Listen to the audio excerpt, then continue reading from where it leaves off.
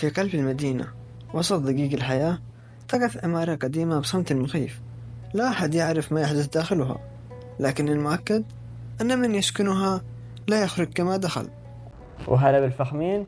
كل فترة قصة، كل قصة فيها شيء يخليك تعيشها كأنك كنت فيها. فقبل المشاهدة لا تنسى تصلي على النبي، تذكر الله، تسوي لايك واشتراك. ليتس جو. اسمي سليم، طالب جامعي في السنة الثالثة. كنت أبحث عن شقة للإيجار قرب جامعتي، ورشح لي أحد الأصدقاء عمارة قديمة تقع على شارع فرعي. والغريب أن الإيجار كان زهيدا جدا، يعني أرخص بكثير من أي شقة في المنطقة. وعندما وصلت استقبلني حارس العمارة بنظرات باردة، وقال لي بصوت منخفض: يا بني، لو حصل شيء غريب في الليل لا ترد على أي صوت، حتى لو ناداك باسمك. ضحكت وقلت مازحا: هل تسكنها الأشباح؟ فأجابني: ما فيها أشباح، فيها شيء أسوأ من الأشباح. وفي الليلة الأولى كل شيء بدأ طبيعيا، هدوء تام، راحة نفسية. ولكن في الساعة 2:30 فجرا استيقظت على صوت خطوات في الصالة. نهضت بسرعة لأتفقد، فوجدت الباب مغلقا ولا أحد هناك. وعدت إلى سريري، وقبل أن أغفو مجددا سمعت صوتا يناديني: سليم، تعال شوف. كان الصوت مطابقا لصوت أمي، لكن أمي كانت في مدينة أخرى تماما، يعني مما يجعل هذا الأمر مستحيل.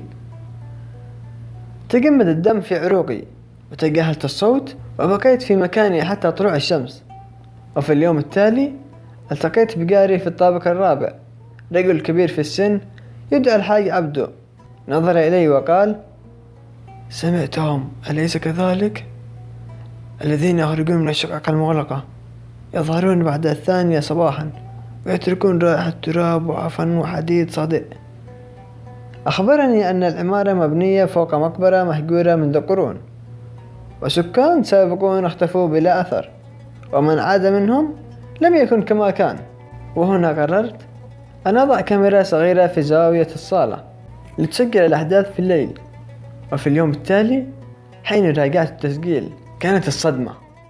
الساعة 3 صباحا سجل التالي: الباب يفتح وحده ببطء، ويظهر شخص طويل القامة، ملامحه غير واضحة، بشرته رمادية، جسده يتحرك بطريقة غير طبيعية.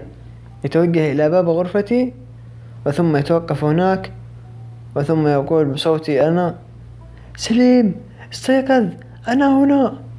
لم أستطيع البقاء لحظة أخرى. جمعت أغراضي وغادرت فورا، ولم أعد مطلقا. أما الحاج عبدو فقد اختفى بعد 3 أيام. ودخلت الشرطة شقته، وجدوا ورقة واحدة على الطاولة مكتوب فيها بخط مرتجف: العمارة ليست مكانا للعيش، بل بوابة، والبوابة قد فتحت. فهل تظن أن بعض الأماكن لا تبنى للناس؟ وهل من الممكن أن تكون العمارة مسكونة؟ اكتب رأيك في التعليقات، ولا تنسى إن سمعت صوتا يناديك وأنت وحدك لا تجب، لأنه قد يكون من هذا العالم. وسلامتكم.